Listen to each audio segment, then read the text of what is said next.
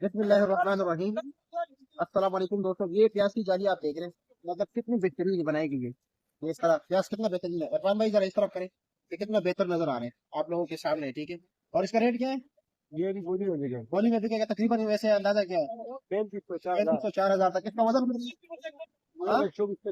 आपको इसमें वैसे प्याज नजर आ रहे हैं? बिल्कुल नहीं आ रहे। अब ये साफ कर रहे हैं, ठीक है। अब ये इसको बर्दी कैसी गई थी, इसकी बराई कैसी होती है पता है आप लोगों को? इसकी बराई जो है ना भाइयों, पाइप के जरिए होता है। पाइप के जरिए कैसे होते हैं? इसके दरमियान जो है ना एक पाइप रखा जाता है, बोरी के दरमियान ये जो जाली है ना, इसके दरमियान पाइप रखा जाता है। अच्छे क्वालिटी के प्याज इसके में डाले जाते हैं, और जो नॉर्मली ऐसे प्याज होते हैं ना, वो पाइप में डाले जाते हैं, तो दरमियान में आ जाता है, ठीक है। अभी मैं आपको दिखा देता हूँ, ठीक है। ये यहाँ पर देख, ये पता नहीं, ये धोखा जो है ना हमारे नस नस में पता नहीं कारोबार में कैसे आ गया। ये देख दीजिए अब ऊपर कैसे है, ठीक है। ये पकड़े जरा, ये चाकू। अब ये देखिए दरमियान में इसमें ये चीज डाला जाता है।